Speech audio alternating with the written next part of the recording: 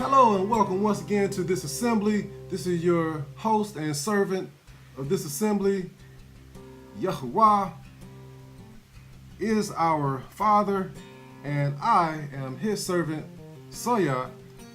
And I want to get into this because, this is heating up once again. I like using that phrase because these things just start steaming and boiling, and all sorts of craziness happens. So without further ado, let's get into this. Let us thank the Father for bringing us here today. Thank you, Father, for allowing your word to be taught and read and leading us toward you. Let us journey through Sedum and the circle of the Jordan and see just how much we are still there today. And pray to you, Father, that you will help us get out. In the name of your Son, Yahuwah, Yahushua HaMashiach. Amen. All right, we left off on Bere'Shiyth, chapter 13, verse 12. And now we're going to pick it up with verse 13. All right, but the men of Sedum were wicked and sinners before Yahuwah exceedingly. That is an awful statement because if you recall, before he flooded the planet and, just wrecked everything, he said that every imagination of man's heart is only evil continually. Now here in this verse, it says that the men of Sedum were wicked and sinners before Yahuwah exceedingly. Now when you look at that, that's an awful statement. I wouldn't want to be looked at in that vein. All right. Yahuwah said, hold up. Things are not what they appear. Although the city was pleasing in its aesthetics, the actions of the men who lived there was a different story. They belonged to sin. They worshiped them. They followed him. They said, oh, we love you, sin, They transgressed Yahuwah's ways at every turn. And they behaved this way. They chose this lifestyle to live daily before Yahuwah. They chose, okay? It's important, they chose. Verse 14 through 17. And Yahuwah said unto Avram, after that Lot was separated from him, lift up now your eyes and look from the place where you are northward and southward and eastward and westward. For eth all the land which you see, to you will I give it, and to your seed forever. And I will make eth your seed as the dust of the earth, so that if a man can number eth the dust of the earth, then shall your seed also be numbered. Arise, walk through the land in the length of it and in the breadth of it, for I will give it unto you. Yahuwah waited for Lot to be out of the picture, out of the visual field of play. After all, he wasn't supposed to be there anyway. Then he, Yahuwah, told Avram to look around, and all that he sees will be his and his seed. Seems a little funny that Yahuwah said his seed would be like the dust of the earth. That's kind of like a pun. Well, he was speaking of how innumerable dust is to man. The parallel that man is made from dust seems a bit of a double entendre. Nonetheless, Avram would have offspring that would fill the lands forever. Avram still had to do something, though. He had to walk the periphery of the land that would belong to him and his offspring and their generations. In that, the lands that rest inside of the area he walked would be the land that Yahuwah would bless him with. So, did he indeed walk the entire area that Yahuwah commanded him, the area that Yahuwah said he would give to him, the area that he would be able to see? Did he walk the entire area? That's a question.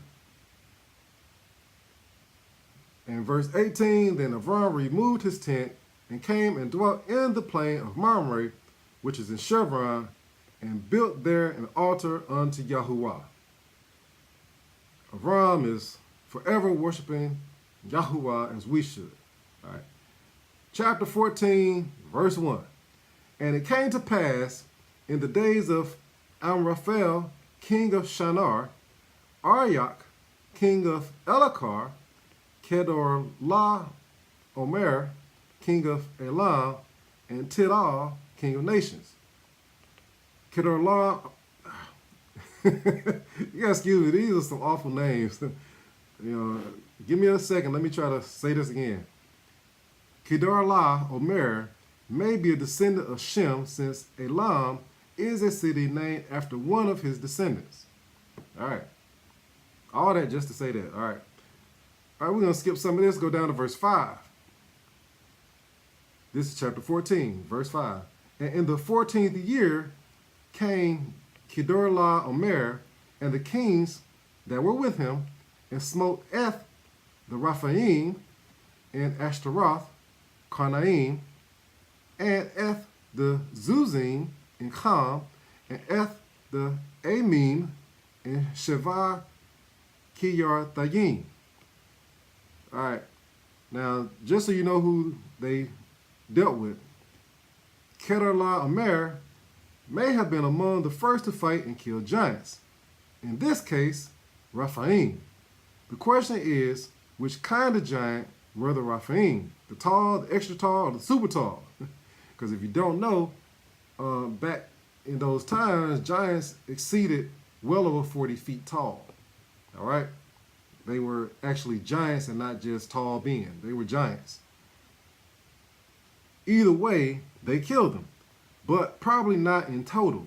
They, likely descendants of Shem, killed some likely descendants of Cham. Now, let's define these things a little bit. The Raphaim. Raphaim in the sense of invigorating a giant or giants. Just like I just said, all right? Now, what's the Zuzim? Zuzim, an aboriginal tribe of Yasharel. I don't know if that did you any good, didn't do me much, okay? But the Amim, or terrors, Amim, an early Kenan Ani tribe. So, if you don't know what Kenan Ani is, they are, in the Bible, Canaanites, all right? All right. All right, we're going to move on down to verse 13. And there came one that had escaped and told Avram, the Ivri, for he dwelt in the plain of Mamre, the Emorai, brother of Eshkol, and brother of Aner, and these were confederate with Avram. Avram had an alliance with these three brothers, Mamre, Eshkol, and Aner. They were Emorai. And the land is of Kenan-Ani, where Abram's dead brother Haran had a city that bore his name. Verse 14, and when Avram heard that his brother was taken captive, he armed Eth his trained servants, born in his own house, 318, and pursued them unto Dan. Now, I skipped over it, but in verse 12, it says that Lot, Abram's brother, had been taken. All right, so that's why Abram had to go and gather up his confederates, the people that he were allied with, and they went after him. So I can only assume that Abram and Lot were close in age, that he regarded him as a brother, even though Lot was his nephew. That would explain why they were so close. They were probably raised together by Terach, Abram's father, and were really close like brothers. Probably closer than Abram was to his brothers Haran and Nachor. All right, verse 15. Verse 15 through 19. And he divided himself against them, he and his servants by night, and smote them, and pursued them unto Chovah, which is on the left hand of Damascus. And he brought back all the goods, and also brought again his brother Ethlot and his goods, and the women also, and the people. And the king of Sidon went out to meet him after his return from the slaughter of Kedorlaomer, and of the kings that were with him at the valley of Shavah, which is the king's valley. And Maki, Sadiq, king of Shalom, brought forth bread and wine, and he was the priest of El Elyon. That is the Most High El, which is Yahuwah. And he blessed him and said, Blessed be Avram of El Elyon, possessor of heaven and earth. All right, verse 20. And blessed be El Elyon, which has delivered your enemies into your hand. And he gave him tithes of all.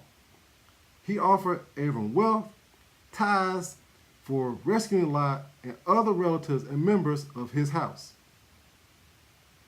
And verse 21 through 22, and the king of Sedom said unto Abram, Give me the persons and take the goods to yourself. And Abram said to the king of Sedom, I have lifted up my hand unto El Yahuwah, El Elyon, the possessor of heaven and earth.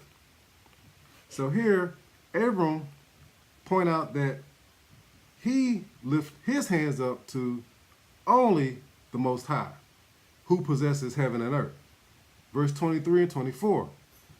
That I will not take from a thread even to a shoe latchet, and that I will not take anything that is yours, lest you should say, I have made Abram rich, save only that which the young men have eaten, and the portion of men which went with me, and Ner, Ishkal, and Mamre. Let them take their portion. Basically, Abram is saying that he get his from Yahuwah, and only he gives him wealth, except being paid for his wife by Mizraim. That's a different story. Therefore, the opposite probably is also true, that he would not give to the king anything that was his and or under his house. But he did not restrain the others from receiving of what was offered if they so desired. All right. Well, let me see here. Verse 15 is about to start up some stuff, so we're going to hold off with verse 1 of chapter 15, and we'll pick this up next time on the next episode of this assembly. Thank you for joining with us, and bear in mind that your servant is no pastor, I am no preacher, no reverend, I am not taught by anybody in a, what do you call them? Place where you go to learn about Christianity or whatever. You know, I was never trained in any of that. I only get my training from the Father, okay? And the things that he may have me to read that may give extra historical foundation to things that are being taught to me. So that in mind, I'd like to thank the Father for his time, for teaching me, and for allowing me to, in turn, impart what I've learned to you. That being said, thank you for assembling here with this assembly with me, and I'll see you next time on this assembly. Enjoy this good day.